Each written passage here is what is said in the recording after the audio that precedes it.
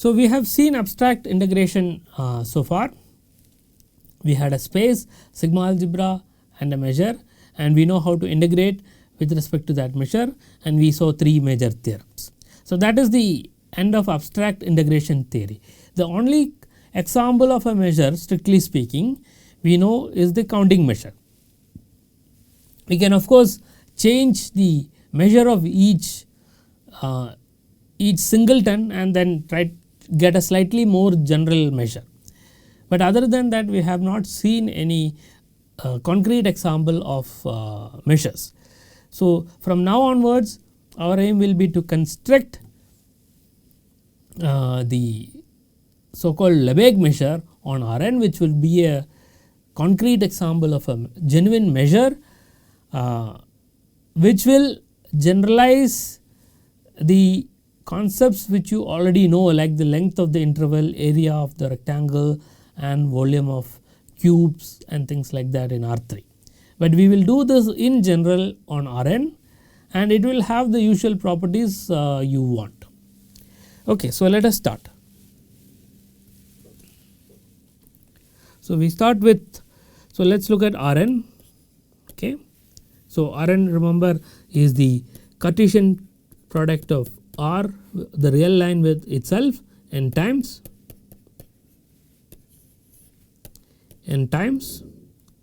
and we denote this by tuples xn. So, any point x would be a n tuple of real numbers. So, some easy definitions: closed rectangles. So, we will denote rectangles by R. So, this R is different from the real line R. This is simply product of closed interval. So, in dimension 1, a closed rectangle is a closed interval. Okay. So, A2 B2 cross etc. times A n B n, where Aj and Bj are real numbers, right. So, in the real line, this would be closed interval. In R2, this would be a box like this, right. You take A1 here, B1 here, and A2 here, B2 here, and so on. Okay. These are basic objects. So, closed rectangles. When I say open rectangles, we will still use R for that, but it will be specified. Instead of taking closed intervals, we will take open intervals, etc. times A n B n. Okay. So, we will be looking at this and this. So, the product will not have the outside line, right. So, only the interior part. Okay. A closed cube is a closed rectangle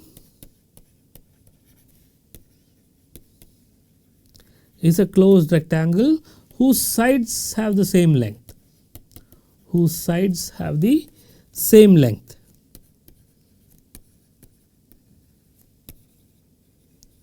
Well, what does that mean? That is, the lengths are B1 minus A1, right, that is one length, and same as this length. So, that is B2 minus A2.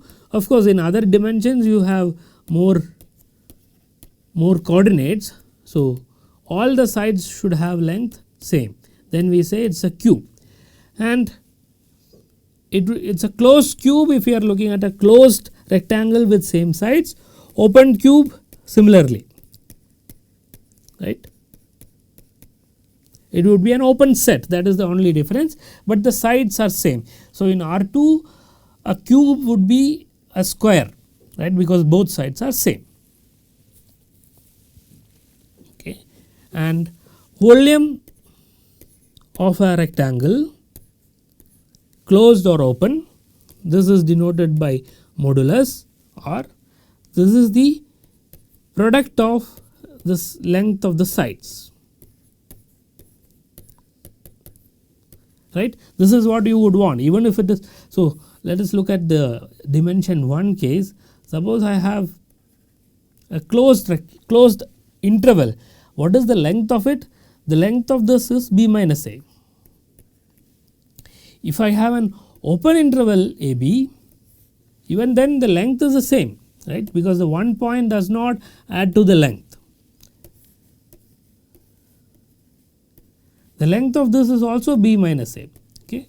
The length of an interval like this, that is also b minus a, right.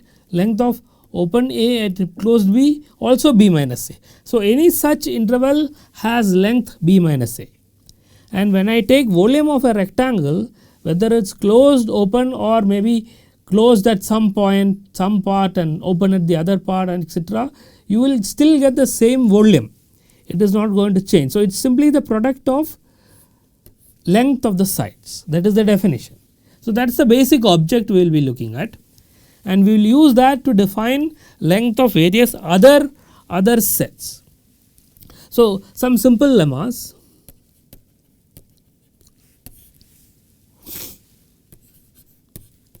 If a rectangle R can be written as a finite union j equal to 1 to n finite union, where Rj are also rectangles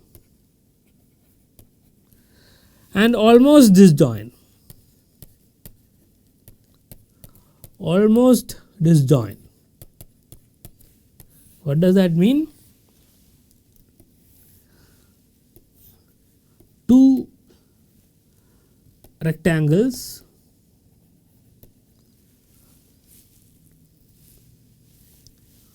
let us say Q1 and Q2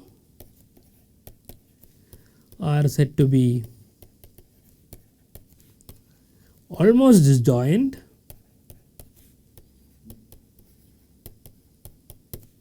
if their interiors are disjoint. Okay. So, in the real line, if I take two sets like this, they are almost disjoint because their interiors are disjoint. They will intersect only at the boundary. So, some set like this and another set like this, these two are almost disjoint, but sets of this form are not, right, because there is an intersection like this, it is not the boundary. So, that is the concept of almost disjoint union. Then the volume of the rectangle is actually the sum of the volume of each of them. Well, that's clear if you have two closed intervals like this. If I take the union, the length is this, which is the sum of length of each of them, right. That is all I am saying, but this is true in all dimensions. The proof of this is rather simple. So, I will give a sketch of it. So, let us say we have a big rectangle R like this.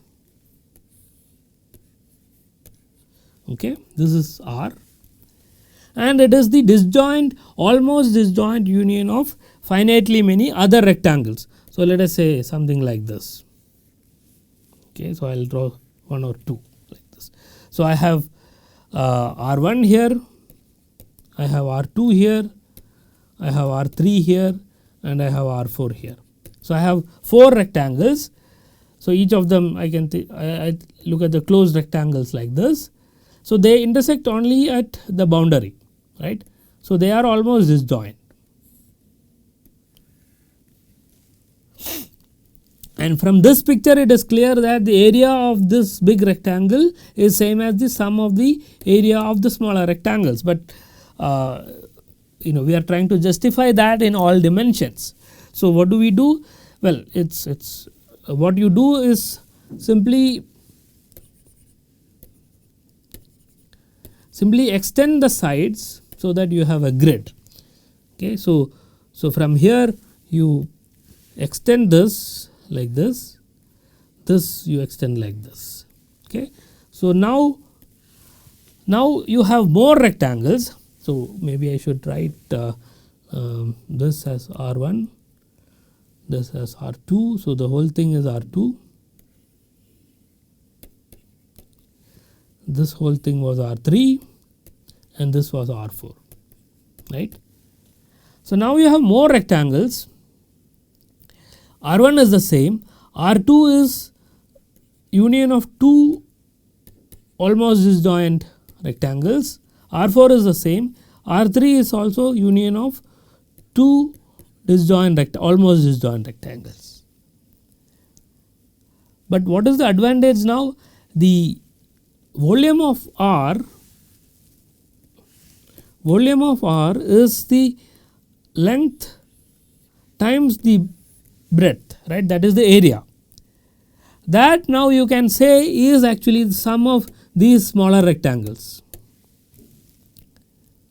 That is because the sides add up, right. The side of this plus this will be the same as times the sides added up on the left side. That will give me the area of the bigger rectangle.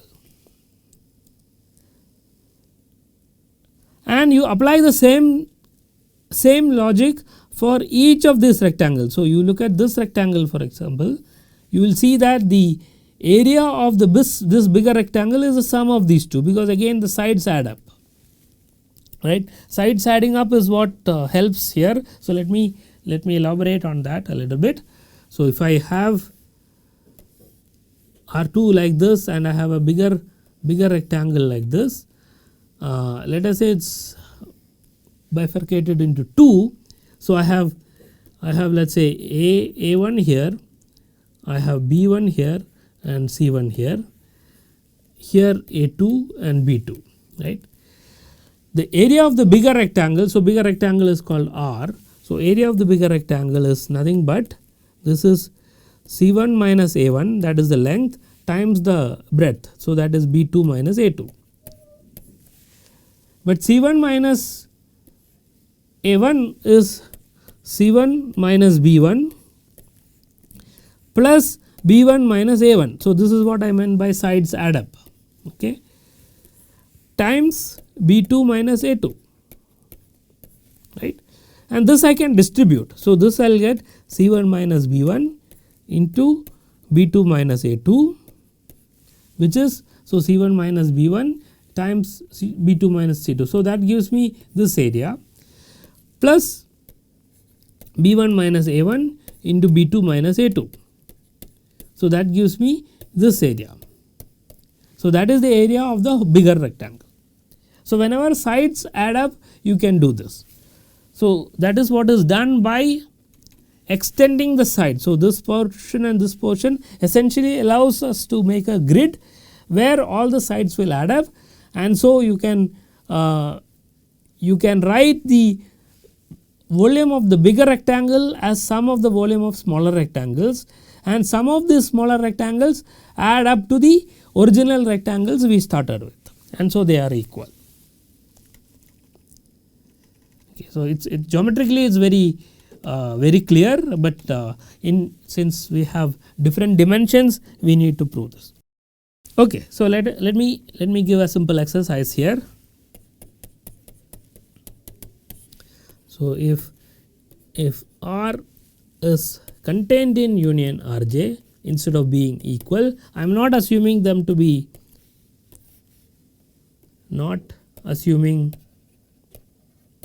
assuming that Rj are almost disjoint. Rj are almost disjoint. Okay.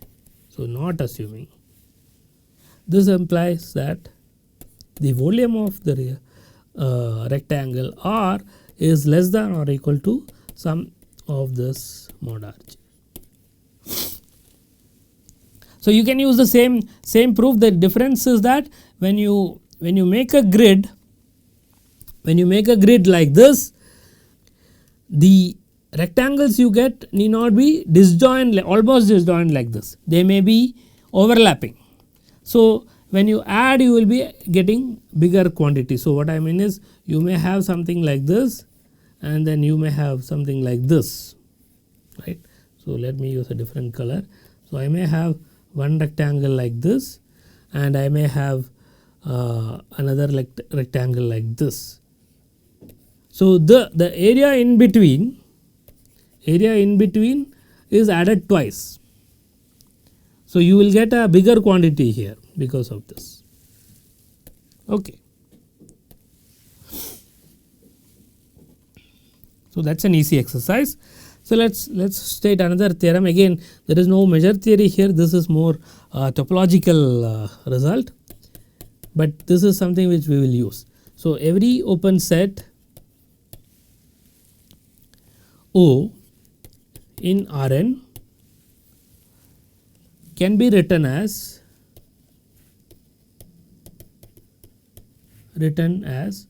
a countable union. Countable is very important. Countable union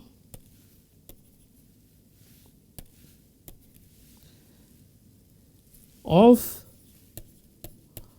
almost disjoint closed cubes. Okay.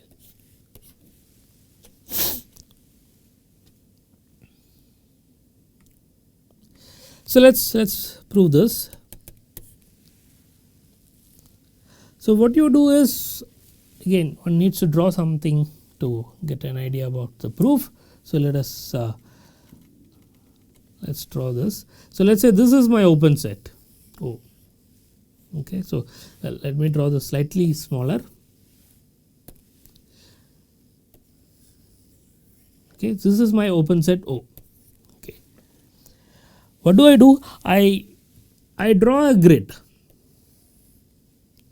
Okay. Let us say this is my axis.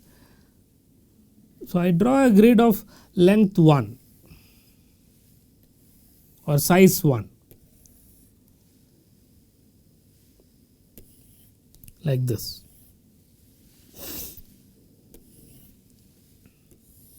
Okay. So, each side is of length 1, that is how I start. Okay. So, well, in the picture it may not look like that, but these are all squares. Now, you select cubes which are entirely inside O. So, you look at cubes which are entirely inside. So, this one, this one, this one, this one, this one, this one, this one, and so on, which are entirely inside. Okay. So, this is, well, this is not entirely inside. So, let us move it. Okay. So, that is one selection. So, proof. First you start with a, so start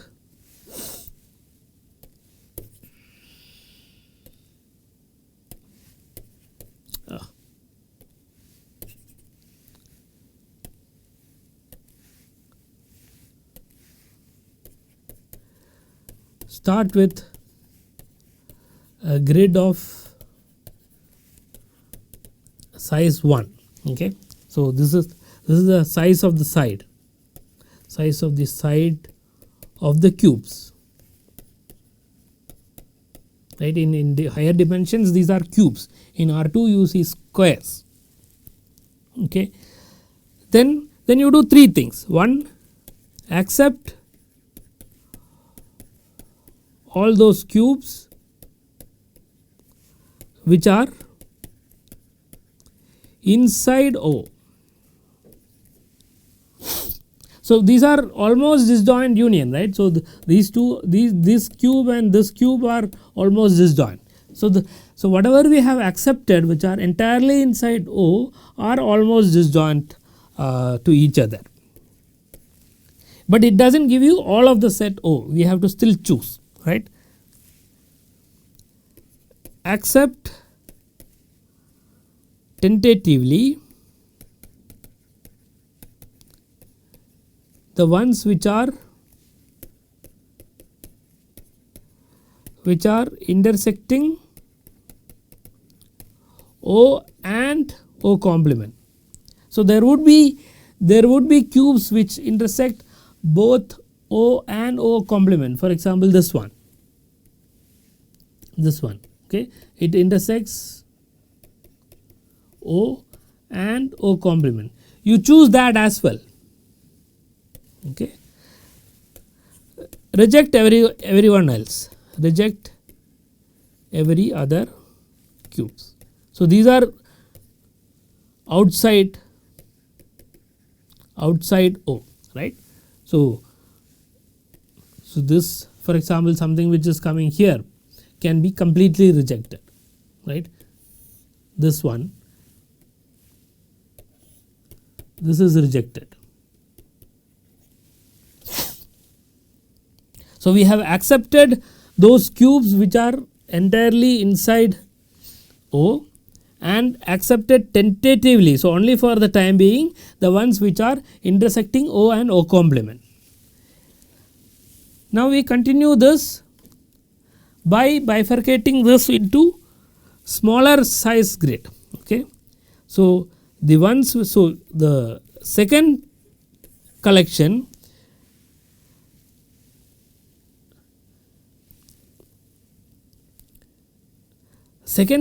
you can divide these cubes into 2 to the n equal size cubes. Okay, so maybe I did not write it properly. What I mean is, so if I have one square like this, I can divide them into 4 equal parts. So, this is in R2. In R3 there would be 8 such, and in Rn there will be 2 to the n equal size cubes. So, this happens to the ones which are intersecting both O and O complement. So, this one, for example, I will divide this further into 4 equal ones and then see which ones are entirely inside O and intersecting both O and O complement, right, and continue, right.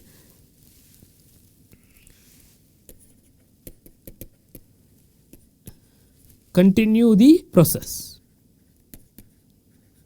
So, in each step you started with cubes of size 1, you accepted some cubes. So, that is the first step, which are inside O, tentatively accepted ones which are intersecting O and O complement, reject ones which are outside.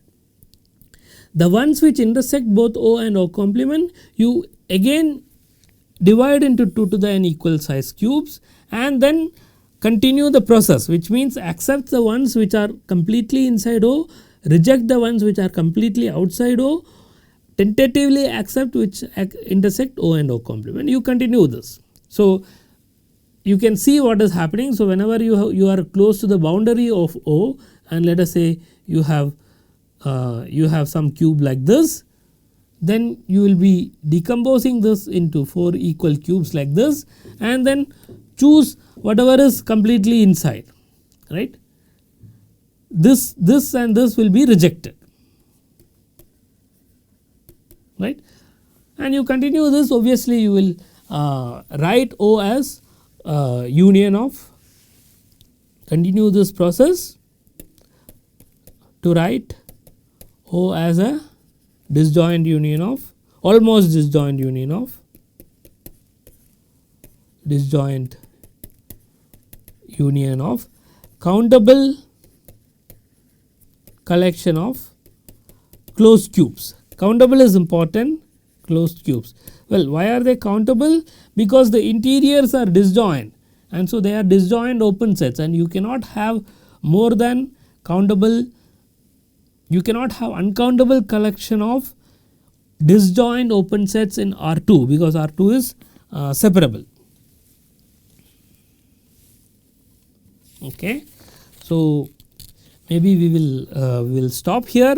So, we have just started with Rn, and we have looked at basic objects called the cubes, for which what is meant by volume of the cube is understood. Those are the building blocks. From the definition of the volume for cubes and rectangles, we want to go to more general sets for like example open sets or open balls and so on, for which we should be able to define a concept of volume, which should of course coincide with whatever we know in the case of dimension 1, 2 and 3, which will follow from various properties which we will prove for whatever is known as the Lebesgue measure, which we will define in the next 2-3 lectures. We will start with what is known as the outer measure, that is assigning a sort of a measure to any subset of Rn, but the countable additivity property we want will not be true on the power set of Rn. We will have to restrict ourselves to what is known as the Lebesgue sigma algebra. So, that will be the content of the next few lectures.